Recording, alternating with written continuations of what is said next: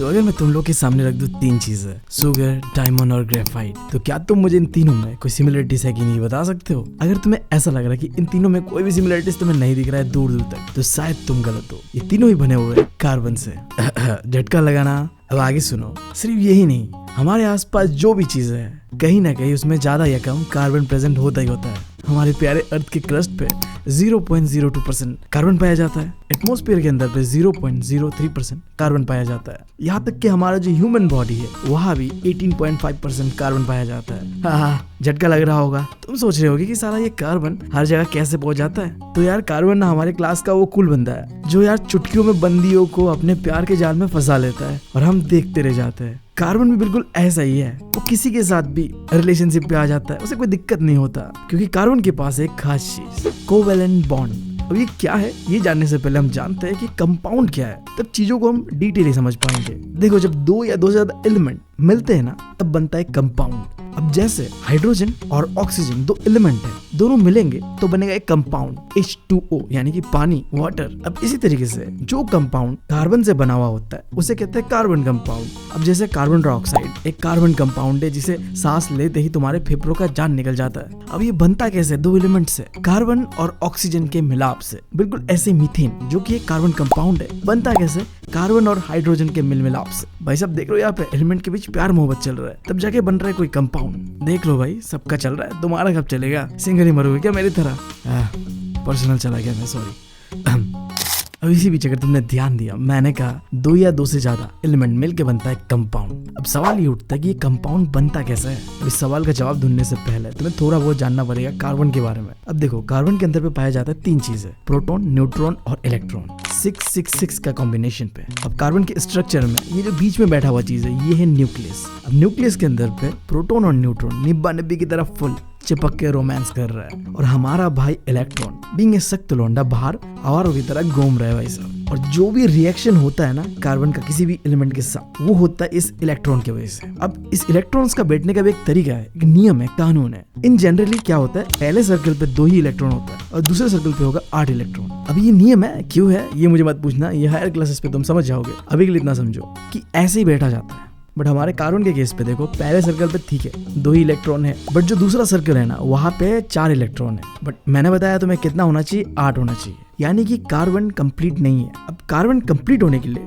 या तो किसी को दे सकता है, यानी कि डोनेट कर दे, या फिर किसी से एक्सेप्ट कर सकता है 4 इलेक्ट्रॉन और अपना जो सर्कल है वहाँ पे 8 इलेक्ट्रॉन कर सकता है। बट हमारा कार्बन बीइंग ए सख्त लौंडा कहता है वह झुकेगा। तो कार्बन का सिंपल सा फंडा है, ना वो किसी से लेगा ना वो किसी को देगा, हाँ बट वो शेयर करेगा। इस चीज को कहते हैं, जो शेयरिंग होता है, कोवेलेंट बॉन्ड। 2 तरीके का बॉन्डिंग से कंपाउंड बनता है, एक है आयोनिक बॉन्ड और दूसरा है कोवेलेंट बॉन्ड। आयोनिक बॉन्ड में क्या होता है, एटम्स ट्रांसफर होता है, या तो दे दिया जाएगा या तो ले लिया जाएगा। बट कोवेलेंट बॉन्ड में सीधा सीधा शेयर होता है, क्योंकि मैंने जैसे बताया तो मैं हमारा कार्बन है सख्त लौंडा, तो देना लेना नहीं करता, शेयर करता है। अब अगर कोई बुद्धिमान सीबीएसई के चच्चा तुम्हें पूछ दे कि भाई साहब कार्बन ना कोवेलेंट बॉन्ड ही क्यों करता है, तुम समझ गए कि कोवेलेंट बॉन्ड होता है शेयरिंग ऑफ इलेक्ट्रॉन्स। बट होता कैसे और करता क्यों है? देखो, अगर कार्बन नॉर्मली किसी भी अदर एलिमेंट की तरह किसी दूसरे से 4 इलेक्ट्रॉन ले लेता है ना, तो कार्बन का जो न्यूक्लियस है जिसके अंदर पे 6 में प्रोटॉन और न्यूट्रॉन है, वो संभाल नहीं पाएगा 10 इलेक्ट्रॉन को। मुश्किल है यार, समझो यार बात। इसी तरीके से उल्टा केस लेते हैं, अगर कार्बन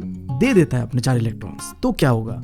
दे ही नहीं पाएगा भाई। कार्बन का कॉम्बिनेशन इतना बढ़िया है ना न्यूक्लियस के अंदर पे 6 का कॉम्बिनेशन पे, तो वो 4 इलेक्ट्रॉन्स देने के लिए बहुत ज्यादा एनर्जी चाहिए होगा, जो कि पॉसिबल है नहीं। तुम समझो ना यार, तुम अपने दोस्तों को आसानी से जिंदगी से जाने दोगे, नहीं दोगे ना, तो यहाँ भी ऐसा ही है। दोस्ती यारी थोड़ा कार्बन में ज्यादा है। तो अब ऑप्शन क्या बचता है कार्बन के पास? कार्बन इस प्रॉब्लम को डील करता है, ओवरकम करता है शेयरिंग ऑफ इलेक्ट्रॉन से। जो खाली जगह है वो हमें किसी दूसरे का ले लेगा और कंप्लीट करेगा। अब मैंने तुम्हें कोवेलेंट बॉन्ड के बारे में बताया, जो कि एक सुपर पावर है कार्बन के पास, जिसकी वजह से कार्बन बाकी एलिमेंट से अलग है। कार्बन के अंदर में जो खास रोमांटिक चीज है जिसकी वजह से वो किसी के भी साथ आसानी से आ जाता है रिलेशन में, या तुम जो भी खेल लो, वो है उसका कोवेलेंट बॉन्ड, सुपर पावर भाई साहब। अब प्रॉपर्टी क्या है कोवेलेंट बॉन्ड का, या फिर क्वेश्चन घुमा के वैसे दे सकता है कि कार्बन कंपाउंड का प्रॉपर्टीज क्या क्या है। दोनों सिमिलर चीजें ही है। पहला प्रॉपर्टी कोवेलेंट बॉन्ड का कह लो, या फिर तुम कह लो जो बनता है कार्बन कंपाउंड, उसके अंदर पे पुअर कंडक्टर ऑफ इलेक्ट्रिसिटी का दिक्कत रहता है। साथ ही साथ उसका मेल्टिंग और बॉइलिंग पॉइंट भी बहुत ही कम होता है। अब ऐसा इसलिए होता है क्योंकि जब रिएक्शन होता है ना कार्बन कंपाउंड के बीच, तो वहां में कोई आयंस फॉर्म ही नहीं होता है, और आखिरी चीज, कार्बन के अंदर पे जो मॉलिक्यूलर फोर्स ऑफ अट्रैक्शन होता है ना, वो भी इतना स्ट्रांग नहीं होता है। लाइक आयोनिक बॉन्ड के अंदर पे बहुत ज्यादा स्ट्रांग होता है, क्योंकि वहाँ में आयंस प्रोड्यूस होता है रिएक्शन के बाद, बट कोवेलेंट बॉन्ड के अंदर पे किसी भी तरीके का आयंस प्रोड्यूस नहीं होता है, तो यहाँ पे फोर्स ऑफ अट्रैक्शन भी इतना खास नहीं रहता है। और यार वीडियो को लाइक करो जल्दी, इतना मेहनत से तुम लोगों के लिए वीडियो बना रहा हूँ, एनिमेट कर रहा हूँ, नोट्स भी दे रहा हूँ, सब कुछ दे रहा हूँ। वीडियो को लाइक करो, तुम्हारे एक लाइक से वीडियो में इंप्रेशन बढ़ेगा, और मैं जो काम कर रहा हूँ तुम लोगों के लिए, इसमें मुझे मोटिवेट मिलेगा। ऑब्वियस सा बात है, देखो अल्टीमेटली बात ये है, जब चैनल पे व्यूज़ बढ़ता है तो यार बंदे के ऊपर अलग सा मोटिवेशन बढ़ता है, और ये मोटिवेशन दोगे तुम मुझे लाइक करके, कमेंट करके और वीडियो को शेयर करके। खैर यार, यहाँ तो मैं बैठ गया अपने वीडियो को प्रमोट करने में, छोड़ते हैं। अब कोई भी एलिमेंट जब आपस में बॉन्डिंग करता है और एक कंपाउंड बनाता है ना, तो वो बॉन्डिंग 3 तरीके से कर सकता है। पहला है सिंगल बॉन्ड, जहाँ पे एक इलेक्ट्रॉन शेयर होता है आपस में और सिंगल बॉन्ड होता है, रिप्रेजेंट करा जाता है एक सिंगल लाइन से। और एग्जांपल तुम हाइड्रोजन का ले सकते हो। अब 2 हाइड्रोजन अगर आपस में बॉन्डिंग करते हैं ना, तो वो अपना एक इलेक्ट्रॉन इस तरीके से शेयर करेगा। फिर है डबल बॉन्ड, जहाँ में क्या होता है, एटम 2 इलेक्ट्रॉन को आपस में शेयर करते हैं और ये रिप्रेजेंट करा जाता है डबल लाइन से। अब जैसे एग्जांपल के लिए ऑक्सीजन, जिसके पास 8 इलेक्ट्रॉन है, इनर सर्कल पे 2 इलेक्ट्रॉन, आउटर सर्कल पे 6 इलेक्ट्रॉन, बट कंप्लीट होने के लिए इसे चाहिए 8, यानी कि 2 कम पड़ रहा है। अब ये क्या कर सकता है, 2 इलेक्ट्रॉन आपस में अगर 2 ऑक्सीजन शेयर कर ले तो यहाँ पे बॉन्डिंग करा जा सकता है। अब इसी तरीके से ट्रिपल बॉन्ड, जहाँ पे क्या होता है, 2 एटम्स अपना 3 इलेक्ट्रॉन शेयर करते हैं आपस में, इसे रिप्रेजेंट करा जाता है 3 लाइन से। एग्जाम्पल के लिए नाइट्रोजन, जिसके पास 7 इलेक्ट्रॉन्स है, अंदर में 2 है और बाहर में 5, बट बाहर में होनी चाहिए 8, यानी कि 3 कम है। अब ये करेगा शेयर अपने किसी भाई से, यानी कि 2 नाइट्रोजन अगर आपस में बॉन्डिंग करते हैं तो अपना 3 इलेक्ट्रॉन इस तरीके से शेयर करेगा और एक कंपाउंड फॉर्म करेगा। अब जैसे ही अलग अलग एलिमेंट आपस में बॉन्ड बना रहे हैं ना, इसी तरीके से एग्जैक्टली हमारा कार्बन भी ये चीज कर सकता है। हमारा कार्बन सिंगल बॉन्ड भी कर सकता है, डबल बॉन्ड भी कर सकता है और ट्रिपल बॉन्ड भी कर सकता है। सबसे आसान और सिंपलेस्ट है सिंगल बॉन्ड, जिसका बेस्ट एग्जांपल है मीथेन। कहा जाता है कि मीथेन सबसे आसानी से बनने वाला कंपाउंड है कार्बन के द्वारा, जो कि रिप्रेजेंट करा जाता है CH4 से। अब यहाँ पे 4 कार्बन के एटम है और एक हाइड्रोजन का एटम सबके साथ मिलकर बना रहा है मीथेन। अब यहाँ पे तुम लोग के लिए एक बहुत ही ध्यान देने वाली चीज है एग्जाम पॉइंट ऑफ व्यू से, कि अगर कोई भी कार्बन सिंगल बॉन्ड करता है तो उसे कहते हैं सैचुरेटेड कंपाउंड, और अगर डबल बॉन्ड या ट्रिपल बॉन्ड करे तो होगा अनसैचुरेटेड कंपाउंड। अब आगे हम पढ़ेंगे क्या होता है सैचुरेटेड, अनसैचुरेटेड, बट अभी के लिए पहले हम जानते हैं कि कार्बन क्यों इतना खास है, क्या खासियत है, क्या यूनिकनेस है, इतना वर्सेटाइल क्यों है कार्बन। क्वेश्चन किसी भी तरीके से आ सकता है, बट हमें जवाब आना चाहिए, वो भी 3 पॉइंट्स में देंगे हम। पहला खास चीज जो कार्बन के पास है वो है कैटिनेशन। यहाँ पे क्या होता है, कार्बन के पास एक एबिलिटी है कि वो एक लंबा लंबा चेन बना सकता है बॉन्डिंग करके आपस में ही।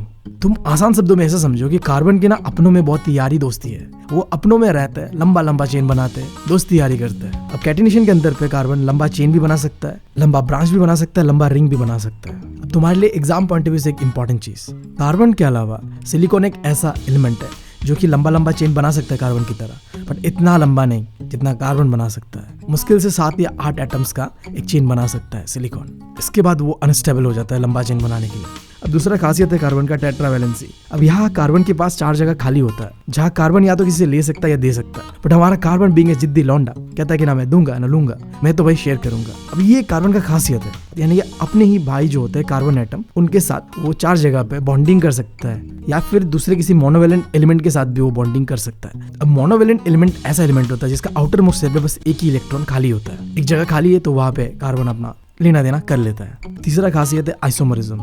ये एक ऐसा फिनोमिना है जहाँ कंपाउंड जो बन रहा है ना, उसका मॉलिक्यूलर फॉर्मूला जो होता है सेम होता है, बट उसका स्ट्रक्चर बिल्कुल ही अलग अलग होता है। अब ये चीज कार्बन के अंदर में बहुत ही आसानी से देख सकते हो तुम। तो एग्जाम्पल के लिए मैं तुम्हें अपने देसी भाषा में समझाता हूँ। यार मैं भी बंगाली हूँ, मेरा दोस्त भी बंगाली है, बट वो साला काला है, मैं साला गोरा हूँ। समझ रहे हो बात? हाँ, हमारा मॉलिक्यूलर फॉर्मूला तो सेम है, बट हमारा स्ट्रक्चर डिफरेंट है, रंग डिफरेंट है। आइसोमरिज्म के अंदर भी यही होता है, जहाँ कार्बन सिमिलर मॉलिक्यूलर फॉर्मूला होने के बावजूद भी अलग अलग दिखता है। अब इसके बाद बात करते हैं एलोट्रॉप्स ऑफ कार्बन। ये भी तुम एक कह सकते हो कार्बन का खासियत है। कार्बन ना फिजिकली भी अलग अलग फॉर्म्स में दिखता है और उसी चीज को कहते हैं एलोट्रॉप्स। कार्बन तुम्हें दुनिया का सबसे स्ट्रॉन्गेस्ट चीज डायमंड के फॉर्म में भी दिखेगा और सॉफ्टेस्ट चीज ग्रेफाइट के फॉर्म में भी दिखेगा। आखिरी है बकमिंस्टर फेलोरिन। ये भी एक चीज है, आगे समझाऊंगा क्या है, 1 by 1। पहले बात करते हैं डायमंड का। अब डायमंड के अंदर ना जितने भी कार्बन एटम है, सारे के सारों ने 4 अलग कार्बन एटम के साथ बॉन्डिंग करा हुआ है और एक बहुत ही स्ट्रॉन्ग और रिजिड 3 डायमेंशनल स्ट्रक्चर बनाता है इस तरीके से, जिस वजह से कार्बन इतना स्ट्रॉन्ग सब्सटेंस है। फिर बात करते हैं ग्रेफाइट का, तो वहां पे जो हर एक कार्बन एटम है ना, उसने बॉन्डिंग करा हुआ है 3 अदर कार्बन एटम के साथ। यहाँ पे 4 नहीं है, 3 है। अब 3 होने की वजह से यहाँ पे एक हेक्सागोनल स्ट्रक्चर फॉर्म हो रहा है, जिस वजह से ये इतना स्ट्रांग नहीं जितना डायमंड है। बट हाँ, इसमें खासियत ये है कि बहुत ही अच्छा कंडक्टर है इलेक्ट्रिसिटी का। अब इसके बाद है बकमिनिस्टर फेलर। देखने में एक फुटबॉल के साइज का होता है, बिल्कुल मेरे दोस्त के तोंद की तरह।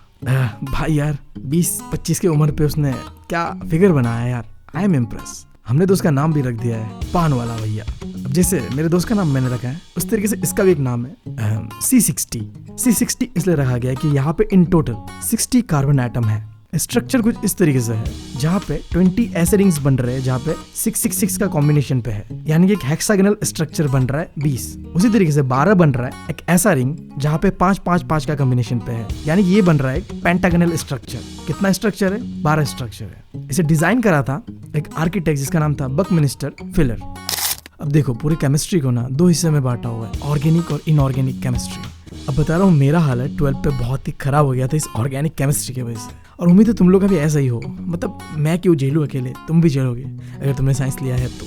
अब देखो, ऑर्गेनिक केमिस्ट्री के अंदर पे हम सिर्फ और सिर्फ वो कंपाउंड के बारे में पढ़ता है जो कार्बन से बना हुआ है, और इनऑर्गेनिक पे हम वो कंपाउंड के बारे में पढ़ते हैं जो कार्बन से नहीं बना हुआ है। अब हमारे सिलेबस के अंदर पे हमें ध्यान देना है ऑर्गेनिक केमिस्ट्री के। ऑर्गेनिक केमिस्ट्री के अंदर भी बहुत ही छोटा सा चीज है हाइड्रोकार्बन, उसके बारे में जानना है। अब बहुत सिंपली हाइड्रोकार्बन एक ऐसा कंपाउंड होता है जो हाइड्रोजन और कार्बन के कॉम्बिनेशन से यानी कि बॉन्डिंग से बना हुआ है। अब हाइड्रोकार्बन भी ना 3 तरीके का होता है। याद करो, मैंने तुम्हें बताया था सैचुरेटेड और अनसैचुरेटेड कंपाउंड के बारे में। बिल्कुल यहाँ भी ऐसा ही है। हाइड्रोकार्बन 3 तरीके का होता है। एक होता है सैचुरेटेड, जहाँ में जो भी कंपाउंड बनता है वो कार्बन के सिंगल बॉन्ड से बनता है, और इसका एक दूसरा नाम है जिसे कहते हैं एल्केन। और दूसरी तरफ है अनसैचुरेटेड हाइड्रोकार्बन, जो कि या तो बनता है डबल बॉन्ड से या तो बनता है ट्रिपल बॉन्ड से। अगर बनता है डबल बॉन्ड से तो उसका नाम होगा एल्कीन, और अगर बनता है ट्रिपल बॉन्ड से तो होगा एल्काइन। तुम्हारे सामने जो ये 3 चीजें है, एल्केन, एल्कीन और एल्काइन, इन तीनों का अपना अपना एक सीरीज बनेगा जिसे हम कहेंगे आगे जाके होमोलोगस सीरीज, जिसके लिए हम इस्तेमाल करेंगे एक जनरल फॉर्मूला का, और तीनों का अलग अलग होगा क्योंकि तीनों का ही सीरीज अलग अलग से बनेगा, तो फॉर्मूला भी अलग अलग चाहिए। तो पहले फॉर्मूला का बात करते हैं, फिर बनाते हैं हम सीरीज और डेफिनेशन। जो एल्केन का फॉर्मूला होगा वो होगा CnH2n+2। जो एल्कीन का फॉर्मूला होगा वो होगा CnH2n, और जो एल्काइन का फॉर्मूला होगा जनरल वाला वो होगा CnH2n-2। बनाते हम एल्केन, एल्कीन और एल्काइन का होमोलोगस सीरीज अपने अपने जनरल फॉर्मूला के साथ। अब यहाँ पे हमें जरूरत है बस नंबर ऑफ कार्बन एटम का। अगर मेरे पास 1 कार्बन एटम होता है तो उसका नाम स्टार्ट होगा मिथ से, और अगर होता है 2 कार्बन एटम तो होगा इथ, और अगर 3 होता है तो होगा प्रोप, अगर 4 होता है तो होगा ब्यूट, और 5 होता है तो होगा पेंट। अब ये लंबा सीरीज है, बहुत आगे तक जाता है, बट 5 भी अगर समझ गए तो बहुत है। अब यहाँ में जो ये एल्केन है, इसका जो जनरल फॉर्मूला जहाँ पे NN जहाँ पे भी है, वहाँ पे अगर तुम एक कार्बन एटम रख दो ना तो बनेगा मीथेन, जिसका केमिकल फॉर्मूला है CH4। आगे से मिथ आया, यहाँ से N आया, बन गया मीथेन। बट 1 कार्बन एटम पे एल्कीन और एल्काइन का कोई भी कंपाउंड नहीं बनता है। अब मान लो तुम्हारे पास 2 कार्बन एटम है, अब N के जगह पे वो 2 का वैल्यू को डाल दो, तुम्हारे पास आ जाएगा इथेन, जिसे तुम कहोगे C2H6। यहाँ पे N ही लग गया क्योंकि ये एल्केन का सीरीज है, और क्योंकि 2 कार्बन एटम है तो इथ लग गया। बात करते हैं एल्कीन सीरीज का। अगर 2 कार्बन एटम है यानी कि तुम्हारे पास 2 है, N के जगह में 2 का वैल्यू डाल दो तो तुम्हारे पास आ जाएगा इथीन। अब वही 2 का वैल्यू अगर तुम एल्काइन का जनरल फॉर्मूला में डाल दो तो तुम्हारे पास आ जाएगा इथाइन। बिल्कुल ऐसे ही अगर तुम्हारे पास 3 कार्बन एटम है यानी कि बनेगा इससे प्रोप। एल्केन का ग्रुप में बनेगा प्रोपेन, एल्कीन का ग्रुप में बनेगा प्रोपिन, और एल्काइन का ग्रुप में बनेगा प्रोपाइन। बस यहाँ पे ध्यान रखने वाली बात ये है कि तुम्हारे हाथ पे जितने कार्बन है उसका वैल्यू को जनरल फॉर्मूला के अंदर पे पुट कर दो, जो N का वैल्यू होगा वहां पे, और तुम्हारा नामकरण आसानी से हो जाएगा। कंटिन्यू करते हैं। अगर तुम्हारे पास 4 कार्बन एटम है तो स्टार्टिंग में लगेगा ब्यूट। अगर एल्केन सीरीज बनाना चाहते हो तो N की जगह पे 4 वैल्यूज पुट कर दो कार्बन एटम का, बनेगा ब्यूटेन। एल्कीन में बनेगा ब्यूटीन और एल्काइन में बनेगा ब्यूटाइन। अगर 5 है तो क्या होगा, पेंट होगा। 5 का वैल्यू जो होगा वो N की जगह पे रख दो और तुम्हारे पास फाइनल रिजल्ट निकल के आएगा पेंटेन। एल्कीन सीरीज पे आएगा पेंटीन और एल्काइन सीरीज पे आएगा पेंटाइन। अब यहाँ पे तुम होमोलोगस सीरीज को ऐसा डिफाइन कर सकते हो, एक ऐसा सीरीज जहाँ में सिमिलर स्ट्रक्चर होगा, सिमिलर केमिकल प्रॉपर्टीज होगा। बस एक डिफरेंस है, सारे के सारे सीरीज के अंदर पे ऊपर से नीचे आते वक्त CH2 का डिफरेंस होता है। चाहे एल्केन वाले सीरीज पे हो, चाहे एल्कीन वाले सीरीज पे हो, चाहे एल्काइन वाले सीरीज पे हो, ऊपर से नीचे आते वक्त CH2 का डिफरेंस होता है और इसी को कहते हैं होमोलोगस सीरीज। अब याद करो, मैंने आगे तुम्हें एक टॉपिक पढ़ाया था आइसोमर स्ट्रक्चर्स के बारे में। आइसोमर क्या होता है? ऐसा चीज जिसका सिमिलर केमिकल फॉर्मूला होगा बट वो स्ट्रक्चरली बहुत अलग होगा। अब उसी का एक एग्जांपल देखते हैं अभी। ब्यूटेन का स्ट्रक्चर केमिकल फॉर्मूला तो जैसे मैंने बताया सिमिलर ही होता है C4H10, पर मैं इसका स्ट्रक्चर को दो अलग अलग तरीके से बना सकता हूँ। यहाँ पे एक स्ट्रक्चर है, यहाँ पे एक स्ट्रक्चर है, बट ये कंप्लीट नहीं है क्योंकि यहाँ पे हाइड्रोजन हमने अभी तक नहीं लगाया। तो ऐसा स्ट्रक्चर जहाँ पे अभी तक हाइड्रोजन नहीं लगा है उसे कहता है कार्बन स्केलेटन। तुम्हें पता है कि ब्यूटेन एक हाइड्रोकार्बन है, यानी ये हाइड्रोजन और कार्बन मिलके ही कंप्लीट होगा ये, बट ये कंप्लीट नहीं है अभी। जो भी स्ट्रक्चर कंप्लीट नहीं होता है उससे कहते हैं हम कार्बन स्केलेटन। याद रखना MCQ पॉइंट ऑफ व्यू से बहुत ही इंपॉर्टेंट चीज है। जब इसके अंदर पे हम हाइड्रोजन लगा देंगे कुछ इस तरीके से तो ये स्ट्रक्चर कंप्लीट हो जाएगा। और देखा तुमने दो अलग अलग स्ट्रक्चर बना, एक में बना चेन टाइप का और दूसरे में बना ब्रांच टाइप का। तो इसी को कहते हैं आइसोमर स्ट्रक्चर। केमिकल फॉर्मूला दोनों का सेम है बट स्ट्रक्चर दोनों का बिल्कुल ही अलग है। एक बना चेन, एक बना ब्रांच। अब आइसोमर स्ट्रक्चर बस चेन या ब्रांच ही नहीं फॉर्म करता है, ये एक कदम आगे जाके रिंग भी फॉर्म करता है। अब एग्जांपल के लिए हमारे पास है साइक्लोहेक्सेन, एक कार्बन कंपाउंड जो कि रिंग के शेप पे दिखता है। केमिकल फॉर्मूला है इसका C6H12। बिना हाइड्रोजन के इसका स्केलेटन कुछ इस तरीके से दिखता है और हाइड्रोजन डालने के बाद इसका कंप्लीट रिंग जो है इस तरीके से दिखता है। अब अगर तुम ध्यान से देखो इस स्ट्रक्चर के अंदर पे हर जगह सिंगल बॉन्ड है। इसका मतलब ये है कि ये एक सैचुरेटेड कार्बन कंपाउंड है। देखो एग्जाम के खातिर ना हम एक अनसैचुरेटेड का एग्जांपल भी जान लेंगे, क्या पता CBC वाला चर्चा में क्या पूछ दे, है ना। बेंजीन एक ऐसा कार्बन कंपाउंड जो कि अनसैचुरेटेड रिंग को बनाता है। अब मैंने कह तो दिया तुम्हें कि बेंजीन एक अनसैचुरेटेड हाइड्रोकार्बन है जो कि रिंग के शेप पे दिखता है, पर तुम कैसे पता करोगे? आसान है, बॉन्ड को देखो, यहाँ में 3 जगह पे डबल बॉन्ड है जो कि क्लियरली शो कर रहा है कि ये एक अनसैचुरेटेड हाइड्रोकार्बन है जो कि रिंग के शेप पे दिख रहा है। इसके बाद आता है टॉपिक फंक्शनल ग्रुप। बहुत ही सिंपली एटम या ग्रुप ऑफ एटम जो कार्बन कंपाउंड को ना बहुत ज्यादा रिएक्टिव बना देता है और उसके प्रॉपर्टीज को वो खुद से डिसाइड करता है। अब मैं सिंपल शब्दों में तुम्हें एग्जांपल के साथ समझाता हूँ। सबसे सिंपली जो कार्बन कोई चीज बना सकता है वो है मीथेन। अब इसी सिंपलेस्ट जो कंपाउंड है मीथेन, उसके अंदर में मैं अगर OH डाल दूं ना तो बहुत ज्यादा रिएक्टिव बन जाएगा क्योंकि इस OH के अंदर पे अल्कोहलिक प्रॉपर्टीज है। तो अब ये बन जाएगा मिथनॉल। और तुम्हें पता है दारू के नशे कितने खतरनाक होते हैं, कितना रिएक्टिव होते हैं। तो देखा तुमने, फंक्शनल ग्रुप यही करता है, कार्बन कंपाउंड को बहुत ज्यादा रिएक्टिव बना देता है, उसके प्रॉपर्टीज में थोड़ा बहुत बदलाव करता है। अब ये जो OH है ना, मैंने बताया इसके अंदर में अल्कोहलिक प्रॉपर्टीज था और ये एक फंक्शनल ग्रुप का पार्ट है। ऐसे ही फंक्शनल ग्रुप और भी हम ढेर सारे देखेंगे, बट एक चीज इससे पहले, अब ये जो हमने यहाँ पे हाइड्रोजन को हटा के कुछ और डाल दिया ना, इसको कहते हैं हेट्रोएटम। जब हम हाइड्रोजन को हटा के कोई और चीज डालते हैं, उसके प्रॉपर्टीज को वहां डाल देते हैं ना, तो उसे कहते हैं हम हेट्रोएटम। जैसे कि यहाँ पे हमने हाइड्रोजन को हटा के यहाँ पे डाल दिया हमने एक अल्कोहलिक प्रॉपर्टी वाला एटम लाइक OH। तो अब इसके बाद ये है तुम्हारे सामने कुछ फंक्शनल ग्रुप्स। सबसे पहला है हैलोजन, जिसके अंदर पे 2 याद रखना, क्लोरीन एंड ब्रोमीन, शॉर्ट में Cl और Br। दूसरा फंक्शनल ग्रुप है अल्कोहल के अंदर OH, याद रख लेना। तीसरा है एल्डिहाइड, जिसे तुम सिंपली CHO कह सकते हो। इसके बाद है कीटोन जो कि CO से रिप्रेजेंट करा जा सकता है। और आखिरी है कार्बोक्सिलिक एसिड, अब ये रिप्रेजेंट करता है COOH। अब ये जो फंक्शनल ग्रुप है इसका इस्तेमाल होता है नोमेनक्लेचर में, यानी कि कार्बन कंपाउंड को नामकरण करने पे। अब कहा जाता है कि इस चैप्टर के अंदर का सबसे ज्यादा डिफिकल्ट कोई टॉपिक है ना, वो है नोमेनक्लेचर। बट मैं कहता हूँ यार इससे आसान टॉपिक है ही नहीं अब तुम्हारे लिए, देखते जाओ। अब जैसे हम पैदा हुए और हमारा नामकरण करा हमारे पंडित जी ने, उसी तरीके से कार्बन कंपाउंड जब पैदा होते हैं ना तो उनका नामकरण करता है एक पंडित जी। अब इस पंडित जी का नाम है IUPAC। फुल फॉर्म मुझे तुम बताओगे क्योंकि भाई साहब कमेंट सेक्शन तुम लोग के लिए तो है, मेरे लिए नहीं है। अगर बता रहे हो यार तो जिंदगी में फूलोगे फलोगे यार, अगर नहीं बता रहे तो सिंगल मरोगे, सोच लो। तो हमारे पंडित जी ने ना 3 चीजें बताया, जैसे देखो मेरा नाम, तुम्हारा नाम, शर्मा जी के बेटे का नाम। फर्स्ट नेम होता है रोहित और लास्ट नेम होता है शर्मा, राइट। बट हमारे पंडित जी ने कहा कि हम थोड़ा कुछ अलग करेंगे। हम जो है कार्बन कंपाउंड का नाम 3 हिस्सों में बांट देंगे। पहला होगा फर्स्ट नेम, दूसरा होगा मिडिल नेम और तीसरा होगा लास्ट नेम। और फर्स्ट नेम को हमने कह दिया प्रीफिक्स, मिडिल नेम को हमने कह दिया रूट वर्ड और लास्ट नेम को हमने कह दिया सफिक्स। तीनों को जानना है और हमारा नोमेनक्लेचर खत्म भाई साहब। शुरुआत करते रूट वर्ड से। अब ये डिसाइड होता है नंबर ऑफ कार्बन एटम कितने हैं। अगर 1 होता है तो मिथ, 2 होता है तो ईथ, 3 होता है तो प्रोप, 4 होता है तो ब्यूट और 5 होता है तो होगा पेंट। ये चीज हमने पहले भी पढ़ा था। अब उसके बाद प्रीफिक्स। वैसे तो मैंने बताया प्रीफिक्स यानी कि नाम का आगे लगने वाला शब्द। तो ये तुम्हारे सामने कुछ प्रीफिक्स जो कि लगेगा नाम के आगे, लाइक फ्लोरो, क्लोरो, ब्रोमो, आयोडो, मिथाइल और इथाइल। अब ये सारे प्रीफिक्स को हम इस्तेमाल करेंगे नाम के आगे।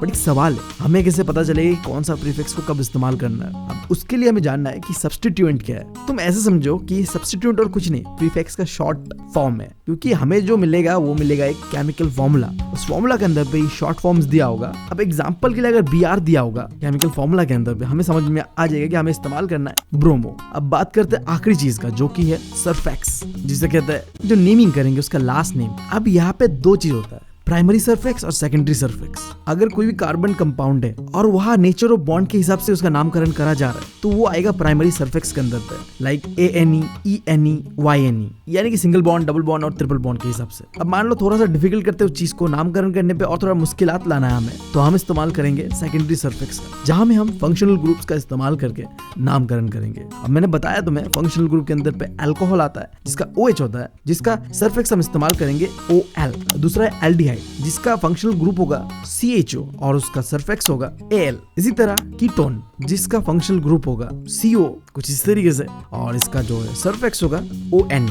और आखिरी है कार्बोक्सिलिक एसिड, जिसका फंक्शनल ग्रुप है ये और जिसका सल्फेक्स होगा OIC एसिड। अब ये तो मैंने तुम्हें बता दिया कि किस तरीके से हमारे पंडित जी ने कार्बन कंपाउंड को नामकरण करने का 3 चीज रखा। फर्स्ट नेम के नाम पे प्रीफिक्स, मिडिल नेम के नाम पे रूट वर्ड और आखिरी नेम के नाम पे सल्फेक्स, जिससे कि तुम नामकरण कर सकते हो। बट इसके लिए एक नियम है, कानून है, और तुम्हें वो नियम एंड कानून फॉलो करना पड़ेगा, तभी तुम वो नामकरण कर सकते हो और तुम्हारा नामकरण वैलिड रहेगा। वरना तो कोई ऐरा गहरा नत्थु कह रहा है और नामकरण करके चला जाएगा, ऐसा नहीं होता यार, रूल्स होता है। अब इस रूल्स को हम समझेंगे, रट्टा नहीं मारेंगे, जिसके लिए हम एग्जाम्पल के साथ इसे समझेंगे। हमारे पास यहाँ पे एक स्ट्रक्चर है। अब इस स्ट्रक्चर के बारे में हमें कुछ नहीं पता, इसका नाम क्या है नहीं है, बट हम रूल्स का मदद से इसका नामकरण करेंगे। अब रूल नंबर 1 ये कहता है कि हमें इस स्ट्रक्चर के अंदर पे ढूंढना एक longest continuous carbon chain. In simple, सबसे ज्यादा कार्बन कहाँ है उसका एक लंबा चेन ढूंढना है। स्ट्रक्चर के अंदर पे अगर तुम सीधा जा रहे हो ना, 1 2 3 4 आ रहा है, 4 कार्बन है, बट अगर तुम ऐसे L शेप में जा रहे हो ऊपर से नीचे तक 1 2 3 4 5, तो तुम्हें पता चल रहा है कि ये यहाँ से लेके यहाँ तक एक लॉन्गेस्ट कंटिन्यूअस कार्बन चेन बन रहा है। पहला चीज तुम्हें मिल गया। अब रूल नंबर 2 ये कहता है कि अब तुम 1 2 3 लोकेट करो यहाँ पे। अब 1 कौन सा होगा, कहाँ से स्टार्ट करोगे तुम? तो बहुत सिंपल है, देखो कि उसके पास में सब्स्टिट्यूएंट या फंक्शनल ग्रुप है या नहीं है। जहाँ है वही से स्टार्ट होगा। अब हमारे ये केस पे दोनों ही चीजें हैं। CH3 जो है एक सब्स्टिट्यूएंट है जो कि मिथाइल, और आखिर में जो OH है ना, ये एक फंक्शनल ग्रुप है अल्कोहल का। बट हमने पढ़ा था नाम के आगे प्रीफिक्स, जिसको पता करने के लिए हमें देखना होता है सब्स्टिट्यूएंट को। तो हम नंबरिंग ना इस सब्स्टिट्यूएंट के बेसिस पे करेंगे। अब देखो तुम्हारे पास ये है लिस्ट सब्स्टिट्यूएंट यानी कि प्रीफिक्स का। यहाँ पे CH3 क्या है, मिथाइल को कहते हैं। तो हमें पहला चीज मिल चुका है, नाम मिथाइल है। अब नंबरिंग करते हैं ऊपर से, यानी कि 1 यहाँ से होगा, 1 2 3 4 5 कर दिया नंबरिंग। मिडिल नेम क्या था याद करो, number of carbon atom, right. Total यहाँ पे इस चेन पे कितने एटम्स है, 5। तो 5 में क्या होता है, पेंट होता है। मिडिल नेम भी मिल गया भाई साहब। अब रूल नंबर 3 ये कहता है कि देखो यहाँ पे डबल बॉन्ड है, ट्रिपल बॉन्ड है, सिंगल बॉन्ड है, जो भी होगा उसके हिसाब से हम आखिरी जो नेमिंग है वो कर देंगे और खत्म हो जाएगा। बट रुक जाओ, रूल नंबर 4 को भी सुन लो एक बार। रूल नंबर 4 ये कहता है कि अगर उस स्ट्रक्चर के अंदर में फंक्शनल ग्रुप है ना, तो हम यहाँ पे सेकेंडरी सल्फेक्स का इस्तेमाल करेंगे। याद करो मैंने प्राइमरी और सेकेंडरी 2 सल्फेक्स पढ़ाया था तुम्हें, जो कि लास्ट नेम पे इस्तेमाल करा जाता है। अब हमारे स्ट्रक्चर के अंदर पे ना फंक्शनल ग्रुप भी है, अगर नहीं होता है तो प्राइमरी सल्फेक्स से काम हो जाता है लास्ट नेमिंग। बट अगर तुम्हारे स्ट्रक्चर के अंदर पे सेकेंडरी सल्फेक्स भी है तो उसके हिसाब से चलना पड़ेगा तुम्हें। जिसके लिए रूल नंबर 5 पे आते हैं कि इन केस, जैसे कि हमारा यहाँ पे केस जहाँ पे प्राइमरी और सेकेंडरी सल्फेक्स दोनों ही है, तो ऐसे केसेस पे प्राइमरी और सेकेंडरी सल्फेक्स को हम जोड़ देंगे। बस प्राइमरी सल्फेक्स में से ई को हटा देंगे और सेकेंडरी सल्फेक्स को आखिर में जोड़ देंगे। जैसे कि देखो सिंगल बॉन्ड है तो प्राइमरी सल्फेक्स का ए नहीं लगना चाहिए और खत्म हो जाना चाहिए। बट मैंने बताया कि यहाँ पे सेकेंडरी सल्फेक्स के नाम का भी कुछ है, क्या है, OH है।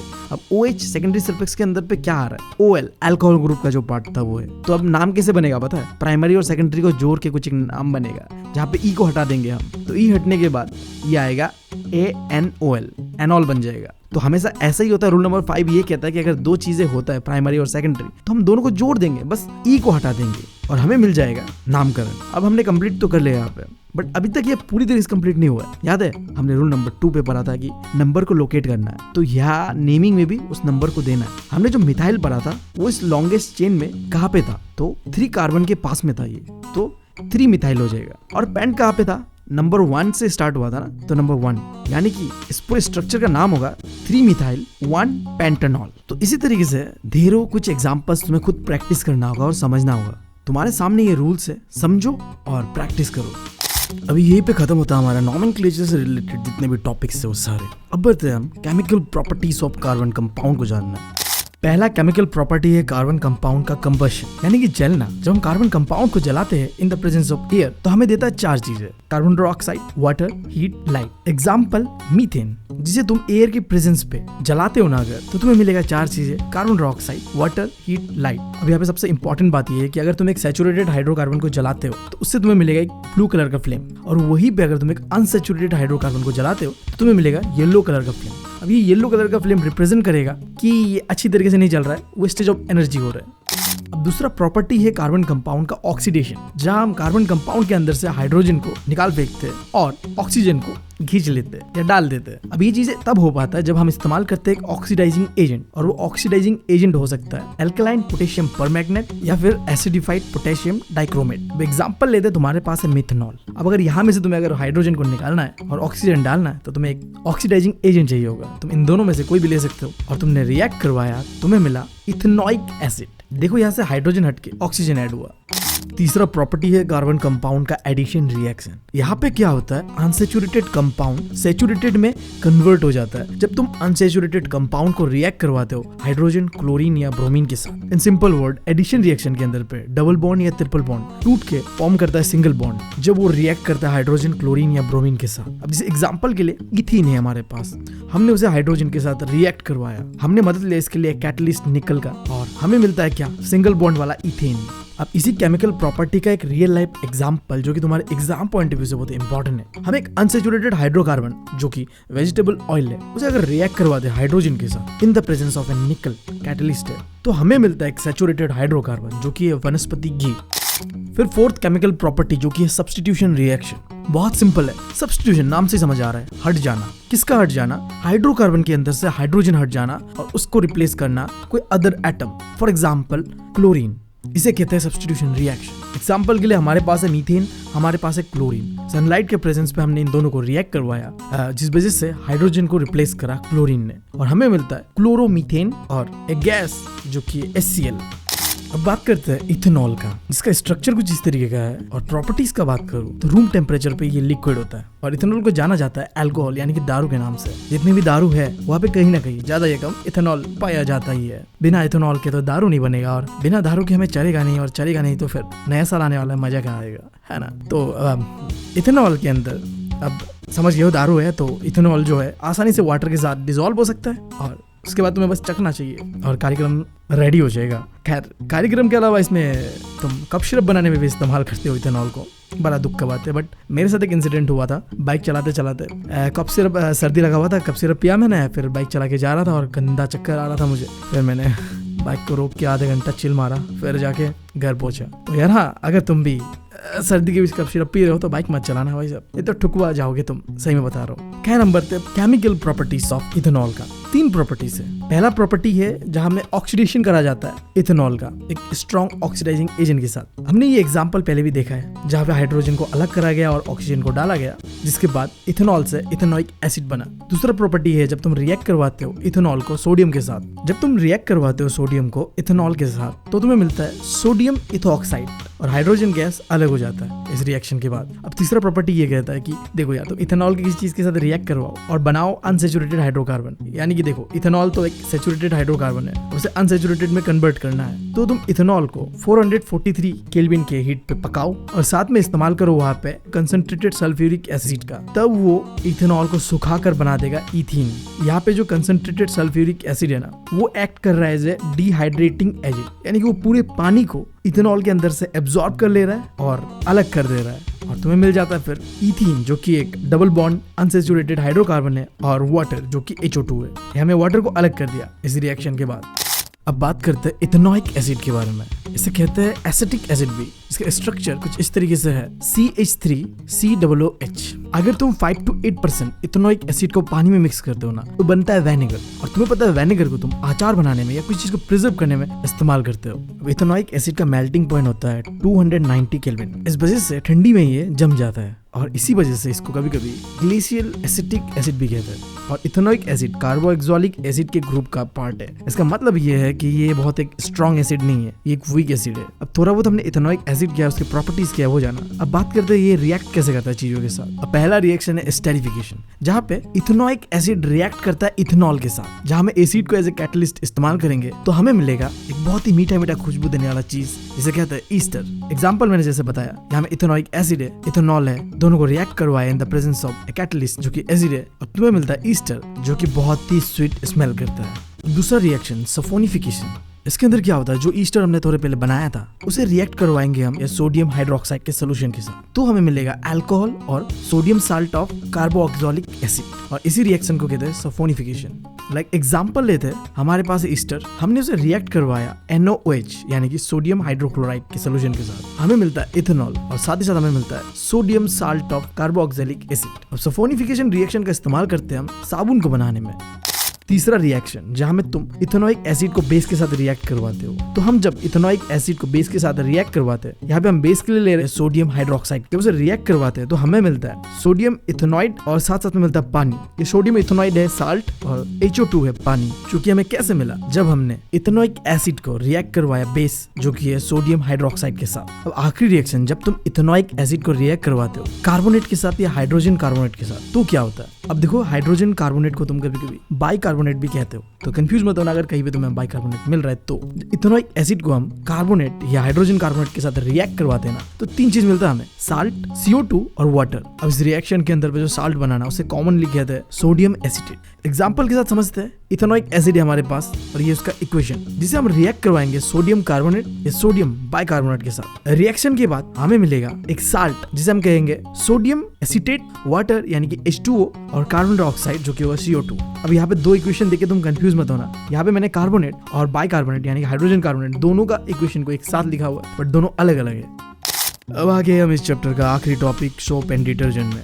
पहले समझते हैं सोप के बारे में। सोप यानी कि तुम हिंदी में कह लो साबुन, क्या है, एक सोडियम या फिर पोटेशियम साल्ट है, long chain of carboxylic acid. तुम्हें समझ नहीं आया कि मैं क्या कहना चाह रहा हूँ। इसके लिए पहले हम समझते हैं सोप कैसे बनता है एंड देन उसका स्ट्रक्चर क्या होता है। पहले बात करते हैं कि साबुन कैसे बनता है। अब देखो, साबुन बनता है एक नेचुरल चीज से, लाइक एनिमल फैट या वेजिटेबल ऑयल। उसको हम क्या करते हैं, हीट करवाते हैं in the presence of concentrated sodium hydroxide solution के अंदर। तब मिलता है हमें दो चीजें, एक तो साबुन यानी कि सोप जिसे हम कहते हैं sodium salt of fatty acid या फिर तुम कह लो कार्बोक्सिलिक एसिड, और दूसरा एज ए बाई प्रोडक्ट आता है ग्लाइसोरेल। अब ये एक तरह का अल्कोहल है।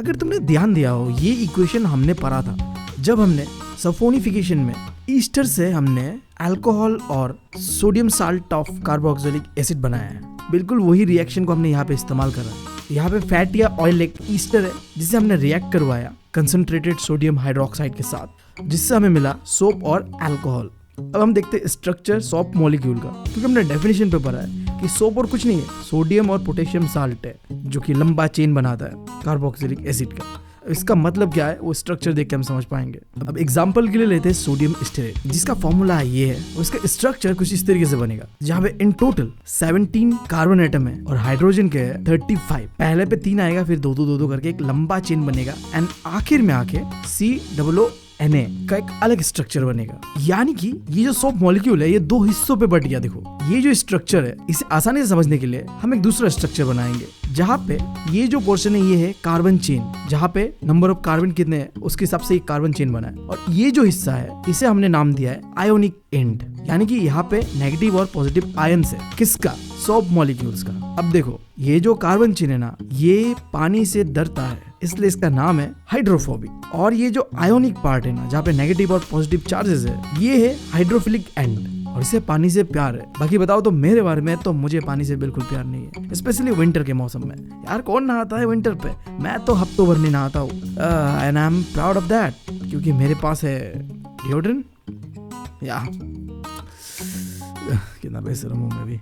खैर, मुद्दे पे आते हैं। तो ये जो हाइड्रोफोबिक पार्ट है कार्बन चेन का, ये पानी से डरता है, तो ये पानी के साथ मिक्स नहीं हो सकता है। बट ये मिक्स हो सकता है ऑयल के साथ। अब मैं ये क्यों बता रहा हूँ आगे जाके तुम्हें समझ आएगा, अभी के लिए इतना समझ लो, ये जो लंबा वाला चेन वाला जो चीज है ना, ये पानी से डरता है बट इसे ऑयल पसंद है, जबकि ये जो आयोनिक पार्ट है इसे पानी पसंद है, तो ये पानी में आसानी से घुल मिल भी जाता है, सॉल्युबल है। अब इस लंबे वाले पार्ट को कहते हैं कार्बोक्सिलिक पार्ट, और इस पार्ट को कहते हैं हाइड्रोकार्बन पार्ट। स्ट्रक्चर समझ लिया, अब देखते हैं कैसे सोप क्लीन करता है चीजों को। अब देखो, कपड़ों के अंदर जो गंदगी होता है ना, यानी कि डर्ट, वो ऑयली इन नेचर होता है, और ऑयल तुम्हें पता है कि पानी के अंदर पे आसानी से डिसॉल्व होता नहीं है, आसानी से क्या डिसॉल्व होता ही नहीं है। अब यहाँ पे सोप मॉलिक्यूल कैसे काम करता है और कपड़े से उस ऑयल को कैसे निकालता है, यही जानना है हमें। याद है हमने वो स्ट्रक्चर पढ़ा था, उसके अंदर में जो आयोनिक एंड था जिसे पानी पसंद है, वो पानी की ओर खींचा चला जाता है, और जो दूसरा कार्बन चेन था लंबा वाला जिसे पानी पसंद नहीं है, हाइड्रोफोबिक वाला पार्ट, वो ऑयल की तरफ खींचा चला जाता है। अब ये जो खींचा चला जाना एक दूसरे की और इससे क्या बनता है, एक अलग स्ट्रक्चर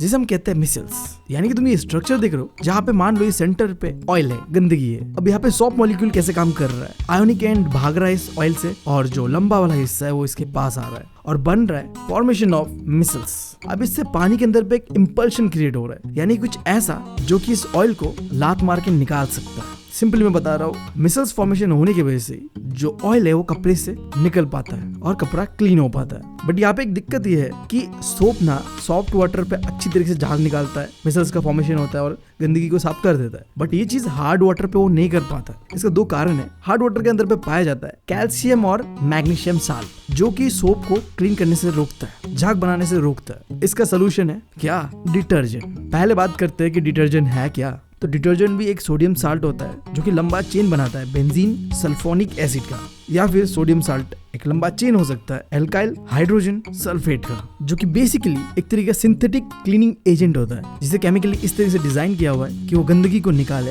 हार्ड वाटर के अंदर। अब यहाँ पे सबसे इंपॉर्टेंट तुम्हें डिफरेंस पूछा जा सकता है सोप और डिटर्जेंट के बीच। तो सोप नेचुरली बना हुआ ऑयल या फैट से चीज होता है, जबकि डिटर्जेंट एक सिंथेटिक कंपाउंड होता है जो कि मोस्टली पेट्रोलियम प्रोडक्ट से बनता है। दूसरा डिफरेंस, सोप क्या होता है सॉफ्ट वाटर में ही काम आता है, वहीं पे डिटर्जेंट हार्ड वाटर पे काम आता है। और तीसरा चीज तुम लिख सकते हो कि सोप एक बायोडिग्रेडेबल है, आसानी से एनवायरनमेंट में एब्जॉर्ब हो जाता है, बट वहीं पे डिटर्जेंट एक नॉन बायोडिग्रेडेबल है, यानी कि वो जमीन के अंदर पे जाके आसानी से डिग्रेड नहीं होता है। भाई साहब, वो जमीन को दूषित तक कर सकता है, क्योंकि मैंने बताया एक सिंथेटिक कंपाउंड है, केमिकली बना हुआ। तो खैर, इसी टॉपिक के साथ ये चैप्टर भी होता है खत्म। उम्मीद है तुम लोगों को पसंद आया है। अगर तुम लोगों को तुम्हारे भाई का मेहनत पसंद आया ना, तो यार प्लीज सपोर्ट करो तुम्हारे भाई को। तुम्हारे भाई को तुम्हारा सपोर्ट का बहुत ज्यादा जरूरत है। हो सके तो अपने दोस्तों के साथ शेयर करो यार। जाते जाते मैं कहूंगा कि ये जो लाल वाला बटन है ना, ये सब फेंक के मारो अपने दोस्तों के मुंह पे। जो शेयर वाला बटन है ना, ये फेंक के मारो अपने दोस्तों के मुंह पे और कहो कि साले जब तू भी पास हो जाए एग्जाम में। मैं तो हो ही जा रहा हूँ, मतलब एग्जाम की एक रात पहले। और तुम क्या ही कह सकते हो अपने दोस्त को। हाँ, खैर इसी बात के साथ मैं लेता हूँ तुमसे अलविदा। Thank you, love you all.